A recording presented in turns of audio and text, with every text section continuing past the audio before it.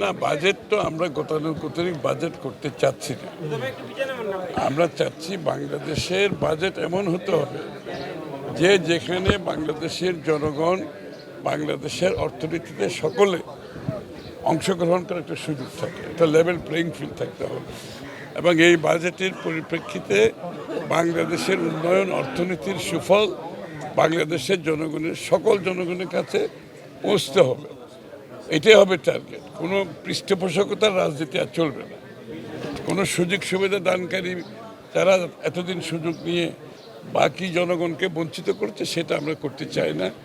আমরা চাই এমন বাজেট হবে যেখানে জনগণের আগামী দিনের বাংলাদেশের অর্থনীতিতে অংশগ্রহণ করার সুযোগ সৃষ্টি হবে এবং অর্থনীতির সুফল, উন্নয়নের সুফল বাংলাদেশের সাধারণ মানুষের কাছে পৌঁছতে হবে। এবং সেইভাবে আমরা বাজেট প্রণয়নে সেটা হবে আমাদের প্রথম দায়িত্ব, সেটা নিশ্চিত।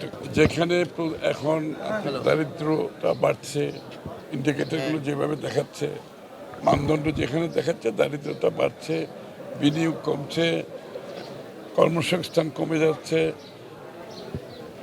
প্রাইভেট সেক্টর মূলধনের আমদানি কমিয়ে দিয়েছে, ঋণ কম নিচ্ছে, এগুলো সব মিলে অর্থনীতি খুব একটা খারাপ অবস্থায় আছে। এবং এখান থেকে উত্তরণের জন্য যে বিষয়গুলো সেগুলো আমাদের প্রোগ্রামে আমরা আগে দিয়েছি, এগুলো আবার আমি নতুন করে বলতে চাই না। আশা করি একটি বড় ধরনের আমরা লিবারালাইজেশনের মাধ্যমে অর্থনীতিকে মুক্ত করতে চাই, অর্থনীতিকে জনগণের দ্বার প্রান্তে পৌঁছাতে চাই। এই যে ওভার রেগুলেটেড করে কিছু লোক পৃষ্ঠপোষকতার মাধ্যমে সুযোগ নিয়েছে সেটা থেকে বেরিয়ে আসতে হবে, সেটাই হবে মূল উদ্দেশ্য। ঋণের চাপ তো অনেক বড় এবং সবচেয়ে বড় হচ্ছে ঋণ নিয়েছে, ভালো প্রজেক্টে বিনিয়োগ না করে লুটপাটের প্রজেক্ট করেছে এবং এই টাকাগুলো বাইরে চলে গেছে। সুতরাং যে জিনিসটা নাই সেটার দায় এখন পরিশোধ করতে হবে এই সরকারকে। যে জিনিসটা উপস্থিত নাই, যে জিনিসটা ধ্বংস করে ফেলেছে, তার দায় বহন করতে হবে বর্তমান সরকার। এটা কঠিন একটা ব্যাপার।